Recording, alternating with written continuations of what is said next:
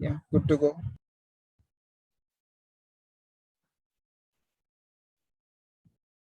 Yes.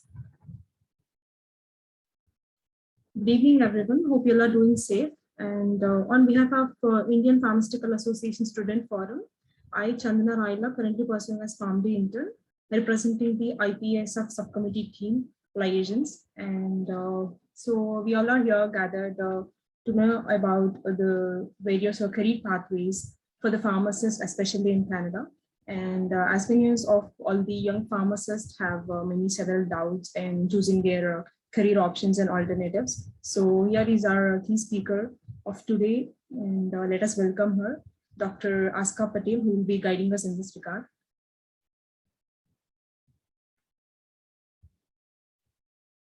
So here are some of the basic housekeeping rules, which are keep your microphones muted. If you have any questions, so please type it out in the chat box, which will be answered in the last question and answer session. And if you're willing or volunteering to be a member of IPA, you can visit our official website.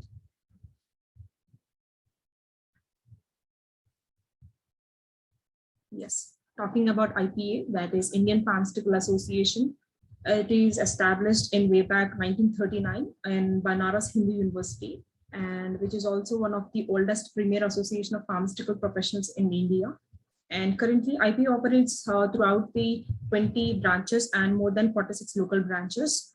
And currently IPA also have a major of 5 divisions that are community division, industry, hospital, as well as education and regulatory affairs. And you can all go through this at our official website, www.ipapharma.org.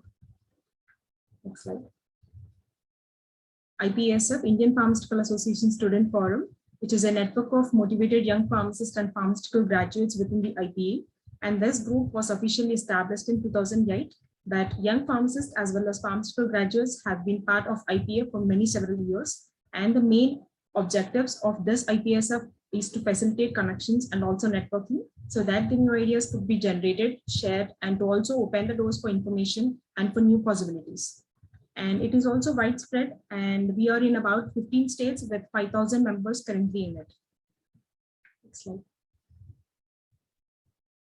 So here is our beautiful team, the steering committee, Dr. Yogendra Kanchapu, and our project subcommittee, projects, public relations, and as well as liaisons. And yes. So let us introduce our speaker of today, who is Dr. Aska Patel, who is a podcast host, innovator, as well as a pharmacist with a passion for digital delivery of health and pharmaceutical care. And she had completed her Bachelors of Pharmacy in 2012 and Doctor of Pharmacy degree in 2016 from University of Waterloo. And then after, she had also working experience as a pharmacist in community division, hospital division, as well as various government and home care settings. And she had also recently launched her entrepreneurial venture, that is the Acuvise Consultancy Services in 2020, which provides the healthcare consulting while joining a digital health venture as a startup advisor, and also launched a podcast, that is the Diverse Conversations podcast, where she will be discussing the future of pharmacy with global industry leaders. And as we can see, Dr. Aska ma'am has a long journey in the pharmaceutical domain. So we all feel very grateful that ma'am have joined to our session, and thanks that she'll be sharing our experiences with us. Yes, meanwhile, if participants have any doubt, please type it out in the chat box. Moving on to the session, to you, ma'am. Thank you. Thank you, Chandana. Really appreciate the warm welcome, and good morning, everyone. Well, good morning here from Canada, but I know that it's good evening here there in India. But it's always a pleasure to connect with my Indian roots at every moment and opportunity I get. And thank you so much, Yogendra, for getting me onto this session. It's truly my pleasure to be here to share some parts of my journey, but also at the same time, discuss where the profession of pharmacy is headed. We are in some very unique and interesting times globally when it comes to the pharmaceutical industry and the pharmacy profession. I think the pandemic has really, shown light on what pharmacists are capable of doing and what their role is within the healthcare system. And so this really helps, kind of further advocate to get more, opportunities for pharmacists to be involved in patient care, as well as, healthcare policy, research, advocacy, etc. So without further ado, I think the topic for today is really, we're going to be talking about what are the current career pathways for pharmacy graduates here in Canada. But at the same time, we'll also explore some themes of some emerging practices and what are some of the, not so much concerns, but what are some things as international pharmacy graduates you need to consider before you're making the move, just because things are a little different here in Canada than even in the US or UK or in India, and pharmacy practice globally is really very varied. So this gives me an opportunity to share, some of the ways how pharmacy differs here in Canada. So with that, we'll start our session today. I understand that most of you are students. Chandna has very, diligently gone over my journey, so I'm not going to take too much of your time. But what I really wanted to kind of share for my own journey as a pharmacist is I started pharmacy when I was in high school. Here in Canada, as part of our high school experience, we're supposed to volunteer and help out in the community for at least 40 hours in a given year. And so what I chose to do was, help out at a pharmacy when they were having a clinic day over a weekend. When I was helping out, I realized how closely pharmacists are able to work with patients. Because prior to that, I was really wanting to, like, my vision was very focused that I was going to be a physician. Just a little bit of context, I did grow up in India until I was 12, and then we moved here into Canada. So, as the Indian dream oftentimes is the dream, quote unquote, is that, kids choose either to be an engineer, a physician, a lawyer, or a doctor.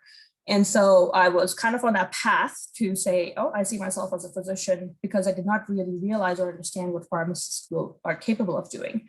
So when I came here to Canada and I did the volunteer experience in the pharmacy, it helped me understand that, physicians are not the only ones who touch patients' lives.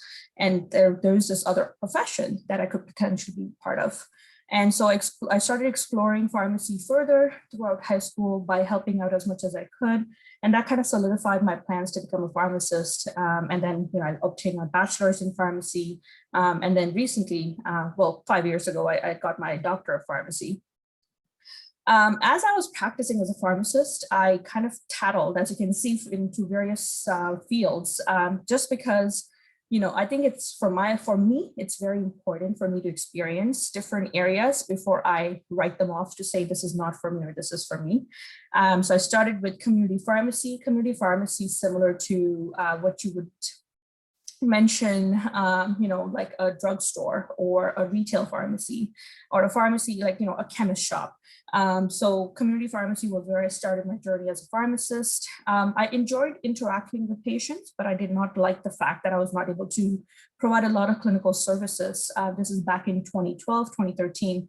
I was not able to do a lot of patient care from a clinical perspective, because it was mostly a robotic job of, counting pills, giving it to patients, and it was not something I was trained to do.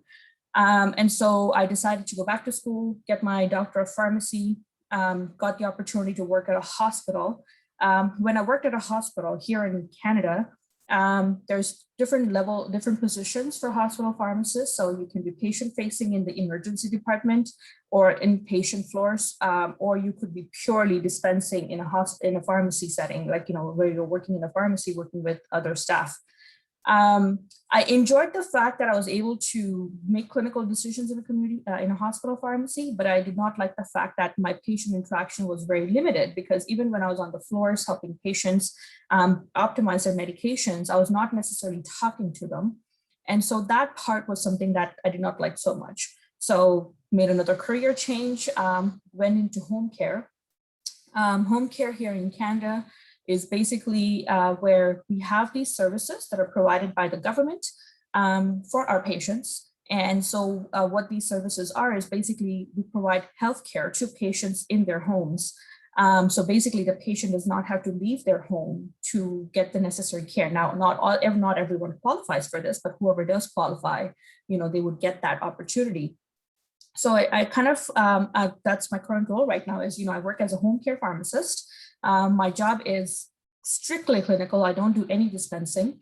And I work with patients in terms of optimizing their medications, working with their physicians, working with patients to understand if a change that I'm recommending, is it working, not working, how can we make it better, etc. So that's my current role. And that has really given me the clinical satisfaction of practicing as a pharmacist. And so, I've kind of stood and kind of continued with this practice. Recently, based on all my experiences as a pharmacist, I realized that I'm not the only one who's not having a clinical satisfaction, especially when we're working community pharmacy. And so I started to be more active part of advocacy, as well as research. And that's kind of led me to my entrepreneurial venture of Acuvise Consultancy, where basically what we provide is, market research and policy and advocacy research so that our organizations, as my clients are mostly national organizations, are able to then advocate with the government to get more scope of practice for pharmacists here in Canada. I've also joined a startup as a pharmacy advisor. It's a virtual pharmacy platform. Great things happening in the digital space. If you are ever looking for to bringing your ideas into fruition, this is a time now, especially in the digital health space, the best time to enter the market right now. And also started a podcast, which is the Future of Pharmacy. And really the purpose of Future of Pharmacy podcast was I wanted to have an open conversation with leaders. I have been very lucky to have had the opportunity to interview global leaders, from International Pharmaceutical Federation to American Pharmacists Association to pharmacy leaders here in Canada as well, to truly understand, where is pharmacy headed as a profession, and what can we do, because we do not have a strategy in place right now. So what can we do to bring that reality to life? And one of the common themes, which I strongly encourage you, especially as students, to pursue and continue to have an open dialogue about is, what is our strategy as a profession in the next 10, 15 years? Where do you see pharmacy going in India, especially in the next 10, 15 years? And if that vision is not, the reality is not aligning with the vision that you have, make sure to continue to advocate, continue to be part of organizations such as the Indian Pharmaceutical Federation, et cetera, just so that you can then be part of the work that they're doing. And I think it's very important. Now is the time to hit the iron while it's hot, so that we can shape the future that we want for a profession that we are so proud to be a part of. So with that, I will kind of jump into now the meat and the content for which we're here to discuss today. But before I do that, I also wanted to kind of give you a good understanding of what the current landscape is of the pharmacy profession here in Canada. Now, just to preface, the conversation we're having today is strictly looking at the professional pharmacy from a Canadian perspective. I will not be discussing any other countries or any other global trends, just because that's going to be outside of the scope of our conversation today. So what does the current landscape look like here in Canada? So as you can see from the slide here, it was a very competitive market. Actually, I would say right until the pandemic, it was a very competitive market where we were seeing pharmacists' wages were being very competitively priced, so that pharmacists were actually not sometimes being fairly paid for the work that they were doing. But that has since changed since the pandemic, where now we are seeing that there's this increase in demand for pharmacists. And that's because there's burnout, pharmacists are tired. They're not able to keep up with the increasing asks, especially during the pandemic. In Canada, pharmacists were given the authority to, extend prescriptions, to extend even controlled substances and narcotic prescriptions, do testing, COVID testing. And initially it started off with patients who were not symptomatic, but afterwards it would change to also include symptomatic patients. It also included vaccinations, so COVID vaccinations along with flu vaccinations. And so you can imagine when in a community pharmacy setting, initially, you were focused on just filling prescriptions and that's what you are doing. But now on top of that, you have all these services that you need to provide, while also keeping in mind the public health measures in place for social distancing, how many people can be in a store at a time, etc. That added a lot of burden to the pharmacist in terms of managing that. And so that has led to a lot of burnout. And so what we're seeing is there's not a lot, there's an increasing demand for pharmacists again, which has not been seen in the profession here in Canada for the last 10 years. Financially, the pharmacist wages have stabilized. We're not seeing a lot of movement, especially in the last 10 years. I think in the next year or so, we might see some positive movement where we are seeing some growth. But again, when we're looking at inflation over the last 10 years, the pharmacist wage has not adapted to it. Obviously, there's the licensing requirements. So what we are also, because of the shortage that we're seeing within pharmacy, one of the things that they're being contemplating right now is, how can we bring in more pharmacy graduates from internationally to Canada to help support this demand? Because the licensure requirements for international graduates can take anywhere up to 2 years for them to complete and be part of the workforce. So that's 2 years from now if the process was to start now. And obviously the fees, right? So every pharmacist who is actively practicing here in Canada, we have to pay an annual licensing fee, an annual liability insurance. So just those two itself can go up to $2,000 to $2,500 annually. So that's a cost to keeping your license. And then you have to add on top to it, continuing education, which is a requirement again to keep your license. You need to have a certain number of credits that you need to earn through learning at your own, at your own cost. So that also needs to be accounted for, which includes attending conferences or continuing education sessions, etc.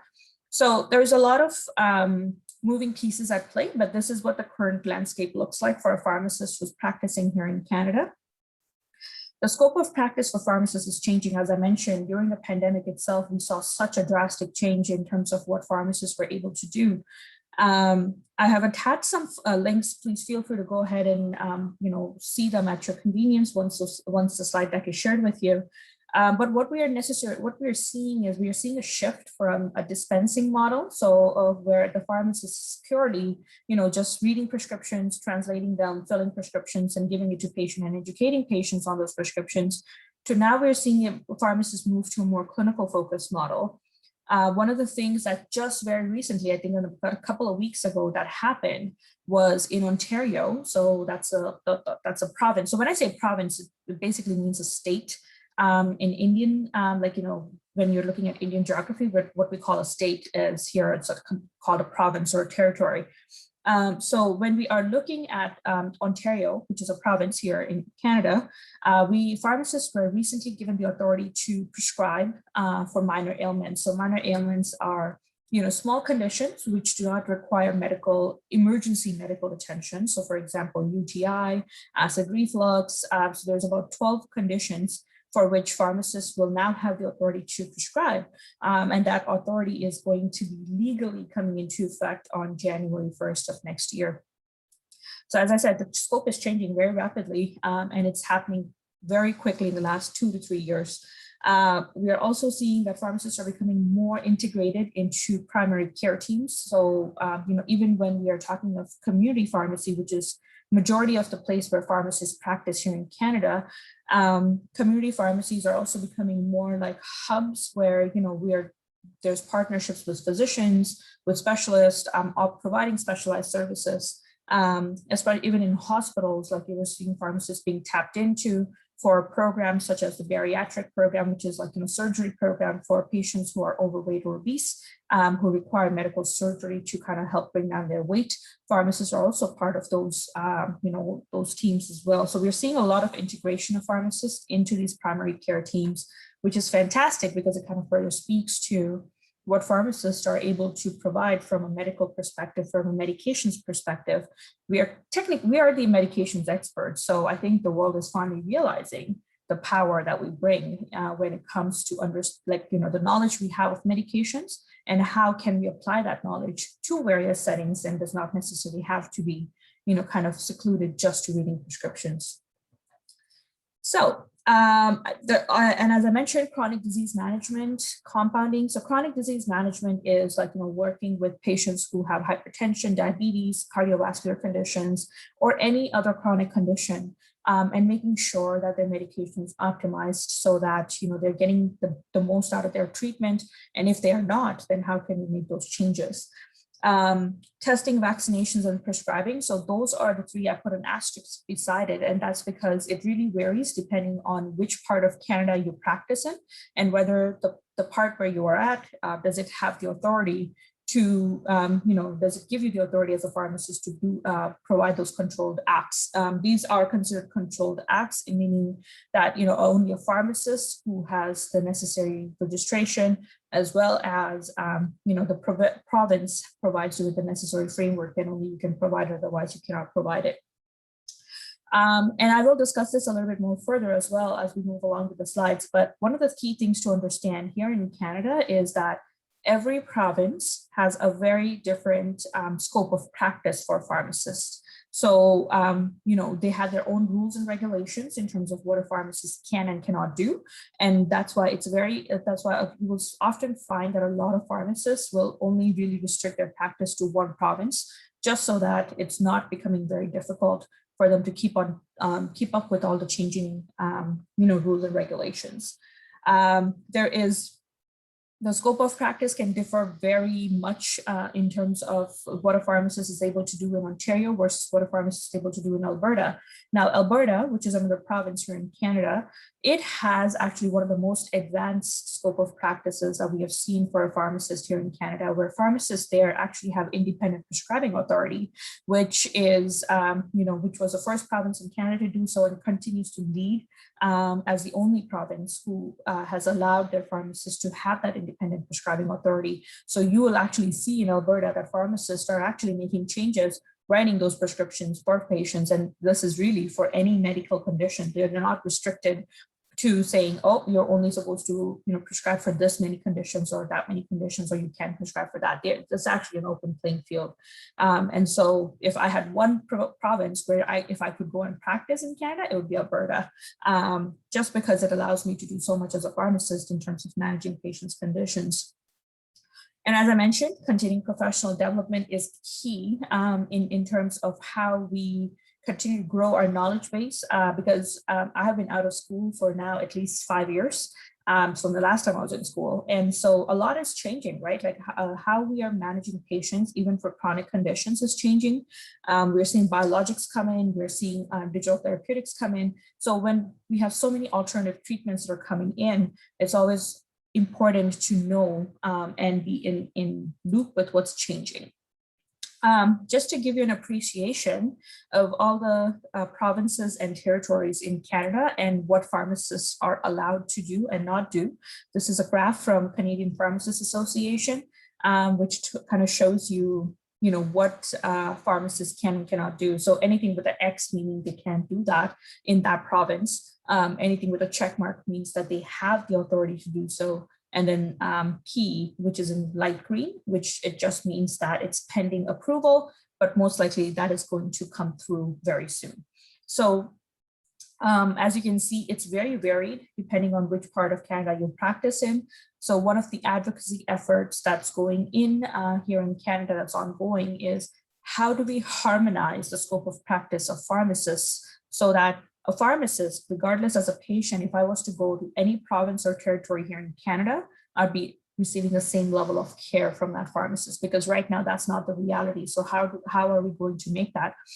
And until now, pharmacy advocacy here in Canada was very much restricted because we do not have a lot of government buy-in. Don't know how familiar you are with the Canadian healthcare system, but here in Canada, the healthcare system is publicly funded, which means that the government is actually paying for the healthcare system or the health that Canadians are receiving. So be it seeing a physician, going to the hospital, any emergency treatment procedure, etc. Majority of it is covered by the government through the taxes that we pay. Drugs, medications are not covered part of that program, but we would have our employer program, so that would cover for that. So to be honest, like healthcare costs for Canadians are very low, but we're compensating for that by paying higher taxes. If the last time I checked, for every dollar that the government spends from tax that's collected, 70 cents of it goes to the healthcare system. So you can see that there's a huge burden on the healthcare system, and that the healthcare does take up a lot of the money that's being collected through taxes. And so there's now this growing interest is, how do we create a more lean healthcare system so that we are more cost effective and we're also achieving patient outcomes that we wish to achieve. And so now finally pharmacists have been invited to these government tables to be able to advocate for allowing pharmacists to do more, to contribute more in terms of optimizing the healthcare of Canadians. So what does a pharmacy team look like here in Canada? So regardless of where you practice, obviously there will be a pharmacist. A pharmacy is not allowed to be open here in Canada without a pharmacist being physically present on site. So if a pharmacist is not on site, that pharmacy needs to be shut down right away. Pharmacy technicians. So this was a new group of regulated professionals that joined the workforce, or they were regulated about 5 or 6 years ago here in Canada. And I'll talk briefly about in terms of how they differ from a pharmacist. One of the things that we have seen, or I have seen from my own experiences, there are quite a few international pharmacy graduates who would come here to study a pharmacy technician course, which is usually a diploma course. And then they will, instead of pursuing pharmacy, they might pursue being a pharmacy technician, because if they are somehow not meeting the entry requirements to the profession, because pharmacy entry requirements for international graduates are quite high. If they're not able to meet that, then they'll sometimes choose to become pharmacy technicians, just because they're still regulated. They're part of the profession, and it's actually a well-paying job as well. And the only thing is you're restricted in terms of what you can and cannot do, and that you would always need to have a pharmacist kind of overseeing the work that you're doing.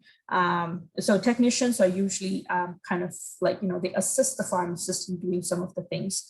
One of the cool things that happened during the pandemic with pharmacy technicians was, for the first time ever, they were actually given the authority to inject patients with the COVID vaccine. So we had never seen any of such a patient-centered role for pharmacy technicians until now. So that was the first that we did see here in Canada, was pharmacy technicians being able to inject. So they cannot draw the medication to the right dose, but they can, like, once that's being readied by the pharmacist, they can actually inject it to the patient. Pharmacy students and interns are also regulated. So they need to be registered with the college of each province, like whichever province they're practicing in, for them to be able to practice. The only unregulated part of the pharmacy team are pharmacy assistants. So as the name implies, these are their support staff that help the proper functioning of the pharmacy. So they're not allowed to do any controlled acts, meaning they are not allowed to give any information to patients or make any decisions, but they will help you when it comes to counting pills or etc. I'll go about it a little briefly in the next coming slides.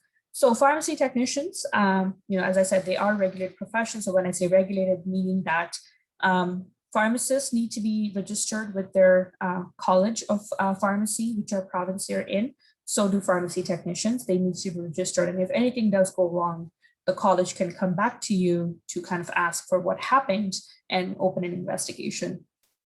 They do have an expanded scope of practice, but they're, as I said, the role is to support and assist pharmacists as so that they're basically freeing up some of the time for pharmacists to be then able to spend that time for clinical services. As the scope of practice for pharmacy technicians is laid out here. So as you can see, it's pretty straightforward: gathering patient information, order entry, managing inventory, performing computer order entry, as well as compounding, counting, measuring, labeling. And then depending on which part of in Canada do they practice in, we allow them, like some provinces allow pharmacy technicians to check the technical parts of prescription. So when I say technical, meaning, if I have a prescription that's written by a physician, to what is being dispensed for a patient, checking for the name of the patient, is it the right drug, that what's in the prescription is what's written in the system, are the directions accurate. So that's what they're checking for technical. The clinical part is still done by pharmacists, where the pharmacist will be then coming in and checking what is the age of this patient. Is this appropriate for this patient? So, if it's a kid and something that's not appropriate, the pharmacy technician would not be able to make that decision. It would be the pharmacist who would be making that decision. But basically what they're checking for is what's in the prescription is entered into the pharmacy system as well. So they do have, responsibility for their actions. So as I mentioned, if something was to go wrong, every pharmacy technician, similar to pharmacist, has a license number. So they will be able to, we will be able to track back to who was that pharmacy technician who supported that patient's care. Pharmacy assistants, on the other hand, as I mentioned, they're unregulated. So they don't have anyone that they're responsible to other than their employers. The College of Pharmacists cannot come to them to say, you did this wrong or etc. It would be really just the employer correcting course if there was any mistakes made. But basically, as you can see here, it's, filing of pharmacy records, like, doing some of the administrative tasks, so that, that frees up the time for the pharmacists and the pharmacy technicians to then do the work that they have been outlined to do. These are some of the resources that I thought would be worthwhile sharing with you right now. But basically, the way the structure of regulation works for pharmacy professionals here in Canada is we have a national body, which is our NAPRA, which is the National Association of Pharmacy Regulatory Associations. Authorities, and so NAPRA provides a national oversight in terms of how the profession is regulated and where the profession is going. And then we would have our individual, each province will have their own regulatory college. So Ontario has the Ontario College of Pharmacists, Alberta has the Alberta College of Pharmacists, etc. So the regulatory college is the one that gives you the license. And it also is the one that maintains your license, meaning that every year you'll have to renew your license, also making sure that you are meeting the requirements of, whatever the provincial requirements are to maintain your license. So because in Alberta, pharmacists have such a huge scope of practice where they're allowed to prescribe, their need to keep up with education is a lot more than even here in Ontario. Pharmacy associations, on the other hand, these are organizations that support advocacy efforts. So what their focus is, how can we make pharmacy and pharmacists more integrated into healthcare? That's their focus. They don't have anything to do with the licensing process. What they will do from time to time is that, if there's any education or any coursework or anything else that needs to be created to help support some of the need, they will be able to do so. And then we have the Canadian Pharmacists Association. So that's a national association, and then each province will have their own associations as well. So that's the way the landscape is from a regulatory and advocacy perspective. Career pathways in pharmacy. So as you can see here, there's the world is your oyster. There's so many ways that you can practice as a pharmacist. There's really nothing to kind of stop you from not innovating and restricting, as long as the college with which you're licensed is in approval of that innovative practice. Because if it's not part of your regulation, then you shouldn't, you can't be going about it. Because otherwise there'll be an investigation against you. So there's two types of environments where pharmacists can practice. So obviously the patient-centered and then the non-patient-centered. The patient-centered, as the name implies, is you're interacting with patients and providing patient care. The non-patient-centered you're still impacting patient care, but you're not necessarily in a patient-facing role, or you're interacting with patients, but you're more so doing the administrative research advocacy type of work. So I've just kind of laid out all the different environments, but we'll go into some of them in more details. And that's just because these are the most commonly seen settings where pharmacists practice here in Canada.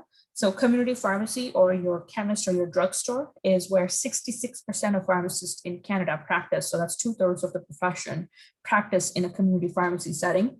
There's so many different chains, independent pharmacies, banner pharmacies. So when we say banner pharmacies, it means like a small group of pharmacies that is run similarly, then they'll be called a banner group. Independent pharmacies are a single owner who may have their own way of running their pharmacy, providing their programs.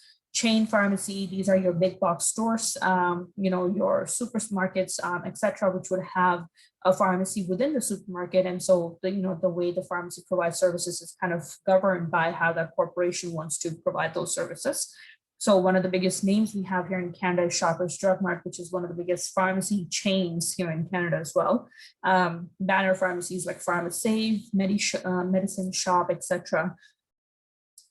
There's a lot of flexibility when it comes to finding employment opportunities in community pharmacy here in Canada. You can be a full-time pharmacist, you can be a part-time relief. Relief is usually where you go to various stores. So you don't have one store that you work at. You basically create your own schedule and you help out wherever there's a need for coverage. So somebody's going on vacation, somebody's sick, so you'll be a relief pharmacist, you'll be jumping through one store. So not every day looks the same for you as a relief pharmacist. And a casual would be, you have, let's say, once to twice a month, or depending on how frequently you agree upon, you'll be going into the pharmacy, the same pharmacy, to kind of help out. There's a variety of services provided, in community pharmacies. As I said, we are seeing more and more innovation happening in terms of the types of services that are being provided. Home care supplies, so these are your orthotics, anything to help support, let's say if you have a very poor balance, then walking aids or walkers, etc. So there are pharmacies that specialize in that as well. And these will be usually stores that are seeing the community. This is a low barrier to entry setting because it's such a vast, environment, workplace and workforce. You don't necessarily need a lot of experience to get your foot in, and usually you'll be able to start working as a relief pharmacist, gain that experience, and then you'll be able to find a position as a pharmacist, as a full-time pharmacist, and then you can choose to, if you choose to be move ahead in terms of becoming a manager or a director, depending on which corporation you work with, then that would be that. I do see that there's a raised hand. Yogendra, just to confirm, are we taking questions now, or I'm happy to take the question now if you're okay with that. Yeah, sure. Okay, go ahead, Mohit. Let me give access to them. I think Sure. I removed access. Yeah, I think Mohit, now you can unmute and talk.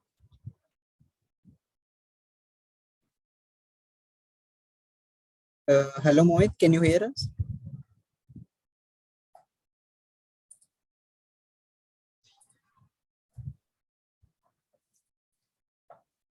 We'll wait for Mohit to join us, and if Mohit, if you're having trouble speaking, just type it in the chat box as well, if that helps, and then I'll be happy to review them as I finish the slide decks. We're not too far from finishing up anyways.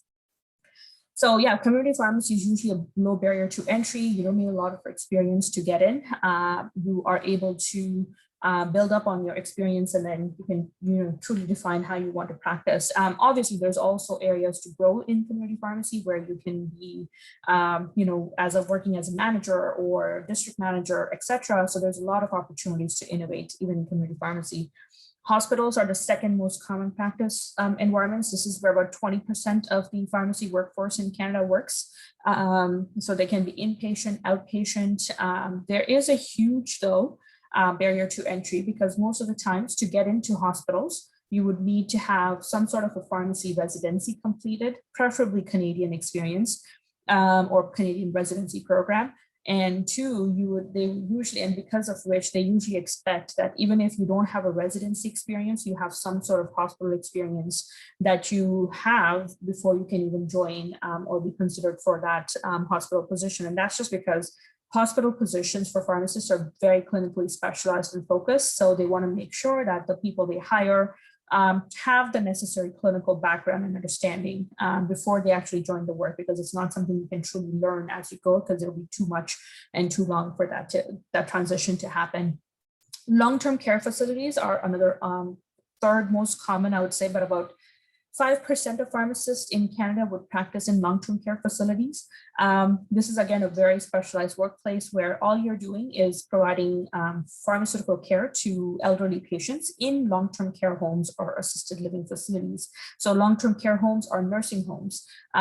And so, you're working alongside all the other healthcare providers, including physicians, to provide, pharmaceutical care. And usually you will require a certification called Certified Geriatric Pharmacist, which is an exam you need to write. It's usually is provided once a year. And then you write that exam, get your licensing. That improves your chances of securing these kind of positions. So it does have a high barrier to entry as well. Family medicine clinics and teams, again, this is about 5% of pharmacists, but we're seeing this to be the most growing trend in terms of where pharmacists are practicing, because we're starting to see that primary care teams, physicians especially, are looking for pharmacists to be part of these teams. We're starting to see an increase in family health teams as well. But family health teams is, again, it does have a bit, I would say, moderate barrier to entry, and that's just because you would need some clinical experience before you can join these teams. And again, that's just because they want you to hit the ground running as soon as you join. They want you to be starting to, make an impact, and they don't have a lot of training period allocated for these positions. And lastly, we also have pharmacists working with our armed forces.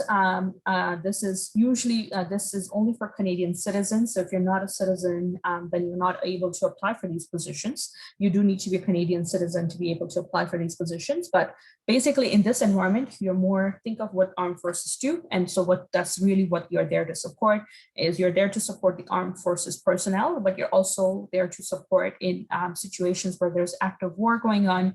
You'd be on the field with the soldiers, helping them in terms of medical care, managing the medications, ensuring that the medications are in, they have good stability, not expired, etc. So you're doing all of that, but on a field. Most of the times when you're not in an active war situation, you'll be assigned to one of the bases here in Canada, and you'll be helping out with managing and procuring medications and making sure that the needs of the armed forces are met through the medications that we're stocking at a government level. Salaries. I think this is often a very frequently asked question in terms of, how much do pharmacists make in Canada? Depends really. It really does depend in terms of where you are in Canada practicing. And also, what is your role? Are you full-time, part-time, casual, relief, etc.? Relief pharmacists tend to make a bit more. And that's just because they are self-employed, so meaning they are not necessarily working for any employer, they're working for themselves. So because they're working for themselves, they do make a little bit more. And also because, they're kind of willing to come at the last minute. Like, if I have a pharmacist who calls in sick at like 7 o'clock in the morning and I need to open the store at 9, I would be calling a relief pharmacist to help me fill that position. And so obviously for them to be willing to provide me with that service comes at a premium. Also experience level, big difference. The more experienced you are, obviously the scale goes higher. The last time we did a wage survey for Canadian pharmacists was in 2010, and the range was anywhere from $30 per hour to $60 per hour. There is a new wage survey that's currently underway. So it's just started about last week. Oh, somebody wishes to say something? Okay, so there's a survey underway. We'll get the results by the end of this year, which will kind of give us a good understanding of, how much our pharmacists are actually being paid right now. But we are actually not too far off from that target range that I've put up there, which is $30 to $60 per hour. And as I said, like pharmacy wages have not increased in the last 10 years. And so that is one of the biggest advocacy pieces that we are trying to mobilize is, how do we improve that salary compensation? And one of the struggles we have is the pharmacy business versus the pharmacist. It's like, how do you weigh, the business interest versus the pharmacist interest, and how do you make sure that pharmacists are compensated appropriately?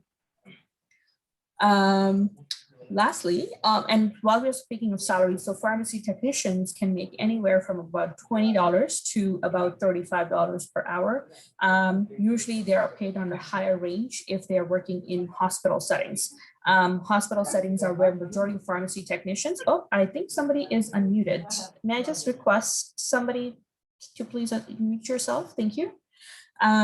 So pharmacy technicians are mostly paid on the higher scale when they are in hospital settings. Hours of work, usually it's an 8 to 10 hour shift. It can go up to 12 hours depending on where you're practicing. Community pharmacies, usually the way it's structured is either you could be working 6 to 8 hours, or you could be working the entire day if the pharmacy is open from 9 to 9 and then get the next day off. So it really depends on like also the, the mutually agreement between the two pharmacists who are covering that store in terms of how they wish their hours to be split. But it can be anywhere. It's very common to see stores that are open 24 hours a day. So sometimes our pharmacists will just sign up for overnight shifts. And they'll only be working overnight or evenings or weekends, etc. So again, it really varies, but majority of the time it's 8 to 12 hour shifts that I've seen. Other career opportunities, we have, health informatics. It's a growing field. A lot of pharmacists making career changes to that just to find some professional satisfaction. Health technology, digital pharmacy, another huge growing field coming up. We are not seeing as much of it from a growth perspective just yet here in Canada, but in the US, we're seeing significant growth. So I would not be surprised in the next couple of years, we'll be seeing the same changes coming our way as well. And pharmaceutical companies, we're seeing more and more pharmaceutical companies taking a lot of pharmacists, especially those with PharmD or Doctor of Pharmacy for their senior medical advisor roles and medical science liaison roles. Those are a bit more harder to get into. They do require some sort of a fellowship to kind of help support your application into those roles. Just wanted to mention that there is this toolkit that was created by the FIP YPG. I was one of the team members who actually created this, where I felt like it was important to kind of understand the diversity that's available for pharmacists and pharmacy professionals to practice in. There's more than 100 different types of roles, at least when this toolkit was created. This was back in 2020, 2021. Feel free to go ahead and see if that helps you kind of gain some inspiration if you're trying to decide what's the right position for you. And then lastly, I want to touch on this before we end the session, is the work-life balance. And I think this is a growing concern that we're seeing within Canadian pharmacists and pharmacy professionals, especially after the pandemic, because we know that at one point, pharmacists were the only healthcare providers that were available for the patient during the pandemic. Even physicians that closed their offices, they're only available by telephones, but pharmacists were physically going into pharmacies, opening pharmacies and standing there for the entire shift to help answer patients' questions. So obviously that has led to a lot of burnout, because you can imagine like patients had nowhere to go. So they were all going to pharmacies for everything. The phones were ringing nonstop. Patients were constantly asking questions. So there was a lot of burnout that pharmacists face. And for the first time, we did a survey of, how pharmacists' mental health was doing. And as you can see, 92% of pharmacy professionals are at risk of burnout here in Canada. 48% have experienced abuse or harassment from patients at least weekly. So that's about 1 in 2. And 52% have indicated that because staffing has always been a concern, it is negatively impacting their mental health and well-being. And 72% considered leaving their position, and 32% considered leaving the position entirely and the profession entirely because they were so burned out and stressed out. So that's one other key part that we're struggling with. This is just the newest information. This survey the results were released in May 2022. So we will be getting more information in terms of what the next steps are as they create task forces to understand that. I'll attach the links here for you. And for international pharmacy graduates, I've created a couple of slides just to kind of show you that what the process looks like to get registration or to get licensed. Obviously, Pharmacist Gateway of Canada, that's your go-to portal to understand what the requirements are if you're considering coming to Canada to become a licensed pharmacist. You have to go through 3 steps. So there's documentation evaluation, there's evaluating exams. So once you have your documents evaluated and you're given the thumbs up to say, everything looks okay, you're able to apply, you qualify, You'll be writing your evaluating exam. So there's 2 exams here that you need to write.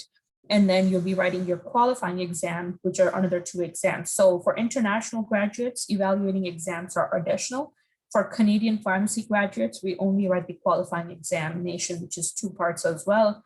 One is a written exam, and the second one is an OSCE exam, which means that we are actually showing our ability to have problem solve and work with patients in controlled settings, meaning there's actors who portray as patients, and we'll be resolving some of the concerns that they're coming in with.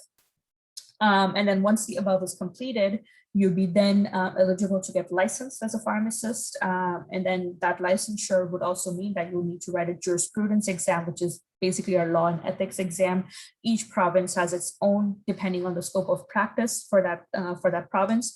And then once you write the jurisprudence exam, that kind of is your last kind of step to becoming fully licensed, and then you're ready to practice. And this process can, as I said, take anywhere up to 2 years.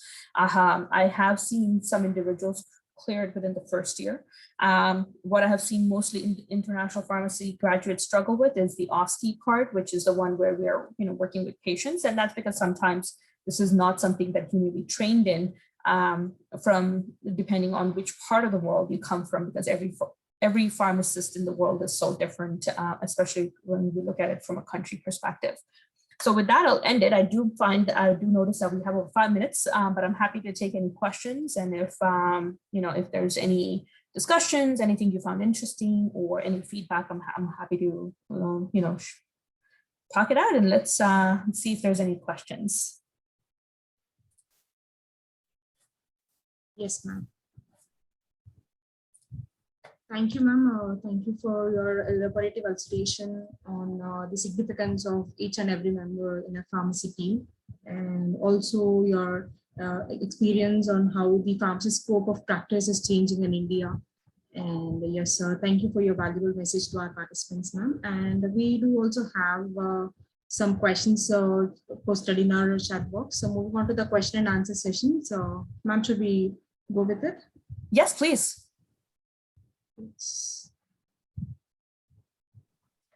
Okay, so am I just taking the questions I see in the chat box, or do we have the Q&A box as well?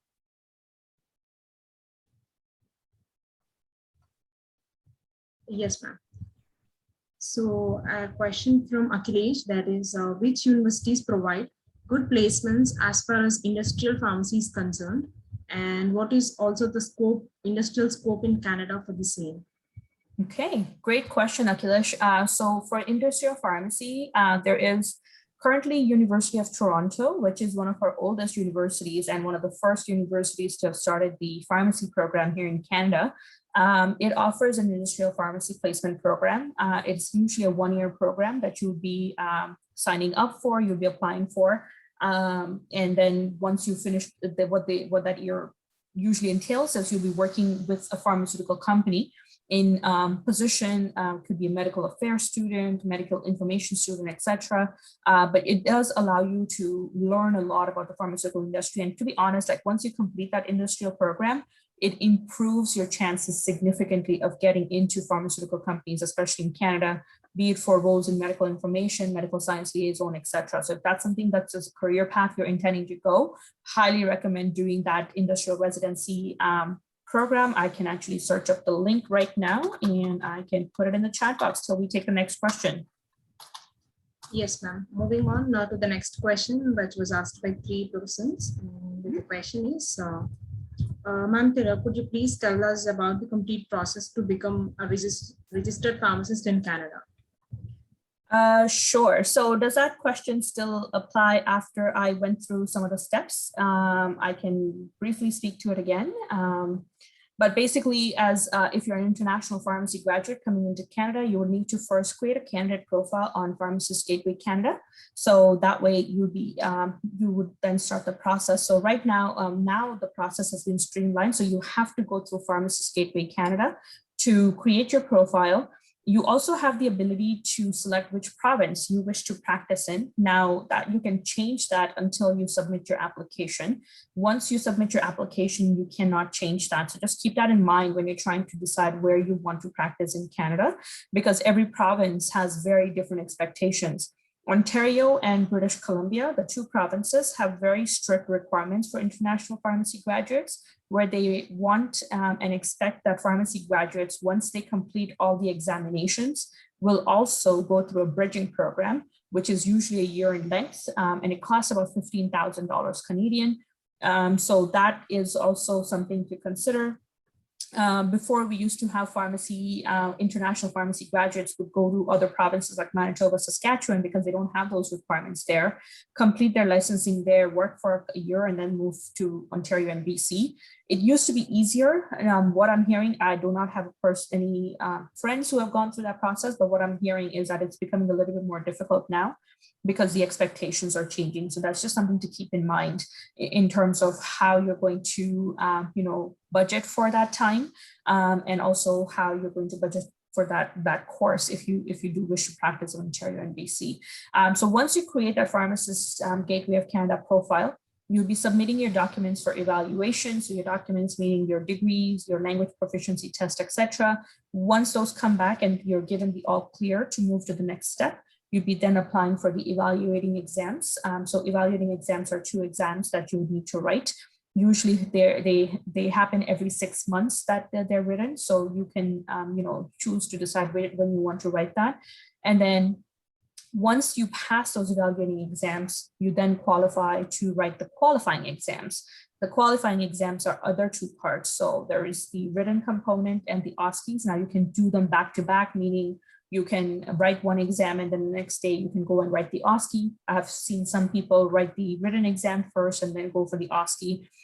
Personally, as I said before as well, what I've seen international graduates suffer, not suffer, but struggle with a little bit has been the OSCE part.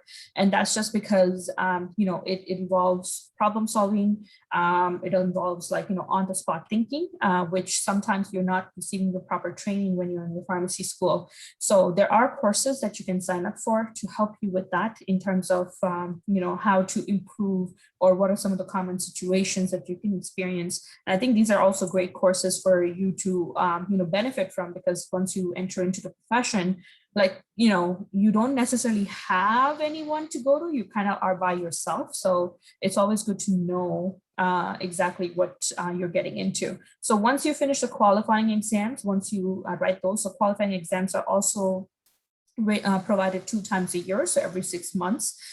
So once you write those qualifying exams, then you're considered as fully qualified to licensure. And after that, you would have to do some internship. Again, depends on the province. Every province has a different expectations in terms of how many hours you have to do. And what does that look like? There is a new program that is currently being piloted, which is preceptorship program, so where they will align international graduates with pharmacy preceptors, so that they can learn from the preceptor, so that it doesn't feel like you're kind of just thrown into the profession without having the ability to talk it out with somebody and also seek a mentor at the same time. So that is something that has changed in the last year and a half. So that's kind of new as well. But once you finish your internship, you will get the all clear. And then you'll be writing your jurisprudence exam, which is your law and ethics exam for the province. And then you would have your full licensure, and then you can practice as a pharmacist. So it is quite an extensive process, can take anywhere from 2, sometimes 2.5 years.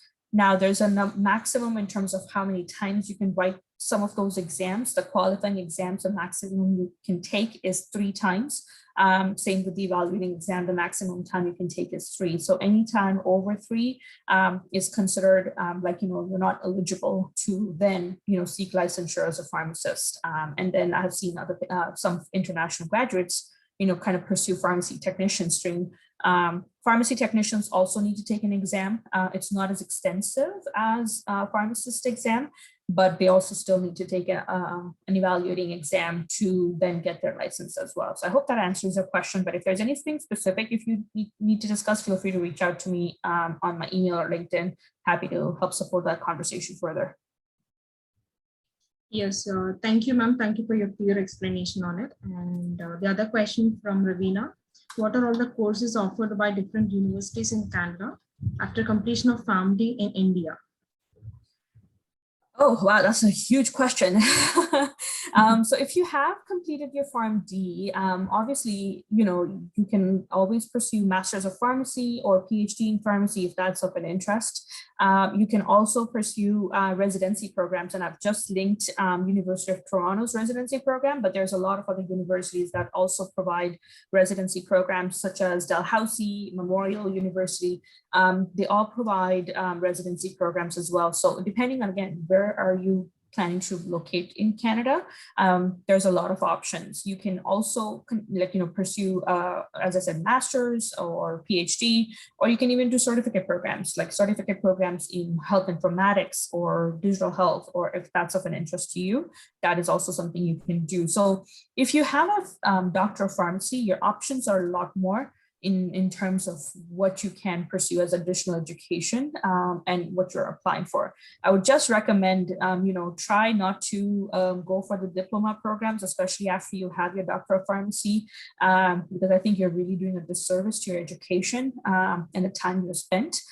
Sometimes I understand that that's kind of like the last resort that people have to use, but try to make sure that you get into some of these master's and PhD programs, because that would actually give you the career pathway that you're seeking and the professional satisfaction that you're seeking. Yes, thank you, ma'am. And we also have another doubt, that is the question from Vamshi, that is, I have doubt regarding the MS program in Canada, especially the industrial pharmacy department.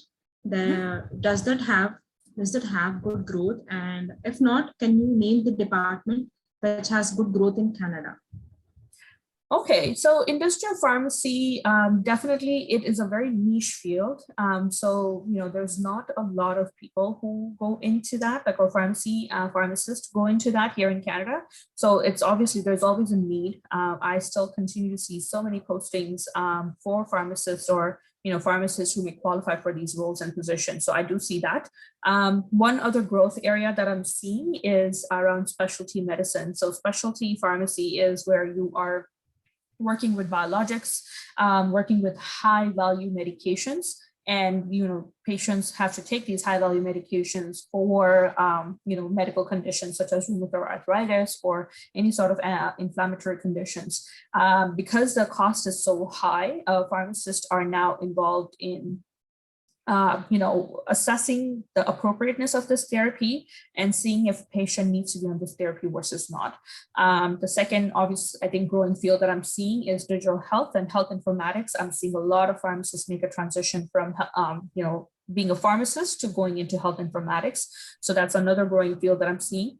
Pharmacogenomics is a huge growing field. So if you're looking for patient-centered roles, pharmacogenomics and specialty medicine are great. If you're looking for non-patient-centered roles, because Canada is a publicly funded healthcare system, one of the challenges that we always run into is around drug costs. So pharmacoeconomics, that's another field that you can consider exploring if you're not very keen on pursuing the patient-centered environment.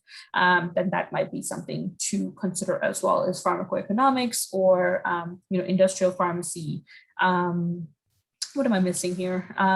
Compounding, another sterile compounding especially. So home care is growing here in India, where we are treating patients in their homes instead of sending them to hospitals. So there's a huge need that's arising now for pharmacists to provide sterile compounding, meaning IV bags, IV, IM medications, injections, etc., which is meeting the standards. So that's another growing field, but it requires a lot of specialty and it's a very high cost investment to get into. So that's one of the reasons why a lot of our pharmacists kind of step away from that, is because it's a huge cost to set up a pharmacy that can provide you sterile compounding. But those are some of the growing fields that I can tell you right off the bat.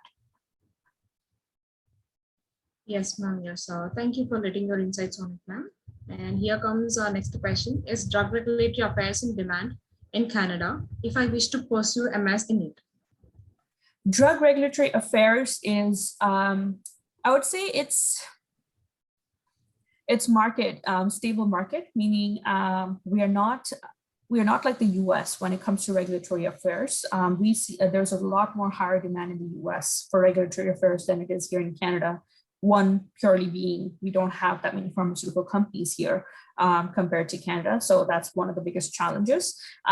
When we are looking at more of not clinical trials, but away from clinical trials, absolutely, there's more opportunities. But when we're focused on, market regulation, etc., or market access, or clinical trials, those positions are limited, and it kind of is like, if somebody is stepping away from that position becomes available. But that is a more stable market or balanced market. I wouldn't see a lot of growth in that market right now. Yes, ma'am. And ma'am, do pharmacist degree from India is recognized in Canada? Yes, it is. As long as it's a Bachelors of Pharmacy or PharmD degree, then it will be recognized. But if it is a diploma in pharmacy, it would not be recognized. And that would not even qualify you to start the process to apply for licensure. My very question is that what is the scope of clinical research over there in Canada, ma'am? The job scope. Clinical, yeah, that's a good question. To be honest, like the research part is there's a lot of scope. There's a lot of unique research programs that are available. One of the biggest caveat though is that you would need to be affiliated with the university to be able to do research and or to be able to do quality research, right? And so my advice is if that is of an interest to you, apply for a Master's of Science program or a PhD program, and then get into the university that you wish to get into. That would be your best way of getting into that research field. Even for somebody like me who's Canadian trained and educated, for me to get into research is a huge barrier because I am no longer affiliated with the university after my program got finished. And so now for me to get back into it, it's a lot more difficult. So if you are interested in research, apply for master's programs and then go into it, because that will be your sure shot way of making sure that you get all the necessary experience, the network, the mentors who can then provide you with further opportunities. And I've seen quite a few, I can at least count at least 2 or 3 international graduates who have pursued that option, and they're doing very well for themselves. So I'm happy to connect you if that's something of an interest. Sure. Yes, ma'am. Yes, ma'am. We do also have a few questions. That is, I am Senegal. Do we have any information about the French programs? French programs, that's a good one. So Quebec would be our French capital. And so Quebec has a pharmacy school, which is purely French. There's actually a new pharmacy school in the making in Ottawa that is also purely French. So that is of an interest. I'm not very familiar with the Quebec structure because Quebec is that one province in Canada that works very differently than the rest of the provinces, and they do things very differently when it comes to pharmacy as well. So their requirements for international graduates is also very different. So I would recommend you to go to the Quebec College of Pharmacy and search up what are their requirements for international graduates, because they vary very much so from the rest of the Canadian provinces. But there are 2 pharmacy schools that provide instructions in French strictly. Okay, thank you. And here comes the last question from Amit. And he's a BPharm 4th year student, and his question is that what are all the recommended steps for Indian pharmacy students if they want to choose their profession in pharmacovigilance over there in Canada? I would have to get back to this question. Thank you for the question, Amit, but I don't think I'm in a good position in terms of my own understanding and knowledge to answer this question. So let me find out from my network, and I can definitely share the response with Yogi and the IPA team. And then if you can share it with Amit, that'd be great. Or connect with me on LinkedIn, and I can make sure that I can send the answer to you. Yes, ma'am. I guess we are all done with the question and answers session. And here is the feedback link that is posted in the chat box. And once again, thank you, ma'am. Thank you for your precious time and joining for us and sharing all your valuable experiences. And also thanking our participant for being a part of this webinar. So moving on to Yogi. Yogi, would you like to add anything? Yeah, thank you so much, Ashka. I think it was early in the morning and after the weekend, I know how hard it would be for you. So we were planning since long time to have this webinar. So yeah, finally we did this. And also a small thing to all the participants, I've posted a feedback form. Please feel free to send your feedback, and also I'll mail that up so that in case if you have missed it, you can watch the recording on the YouTube. So yeah, looking forward to this. And for any further queries or questions, feel free to reach out to me or Ashka. We can guide you regarding the process. Yeah, I think Ashka, you are about to say something. Absolutely. Yeah, no, thank you. Thank you, Yogi, and thank you to the Indian Pharmaceutical Association Student Forum team for giving me this opportunity. It was my pleasure. I really do hope that this information was useful and valuable. But happy to answer any further questions. Feel free to reach out. As Yogi mentioned, I'm happy to answer and provide any support that I can. I'll be happy to do so. And in the meantime, I wish you all the very best of luck as you become part of our profession very soon. And I'm, to be honest, I'm very excited for where pharmacy is headed as a profession globally. And I think we're on to some great new ventures coming up. And I look forward to seeing what all of you have in store for yourselves as well. So all the best, and stay in touch. Yeah, just a small recommendation to all of you guys. I've posted Diverse Conversations podcast YouTube channel link. They're really amazing, and I would highly recommend you to just go and watch them. And being a part of the profession, I'm very glad to be connected with you. And thank you, Ashka. Thank you, Yogi. Much appreciated. It's my pleasure as well.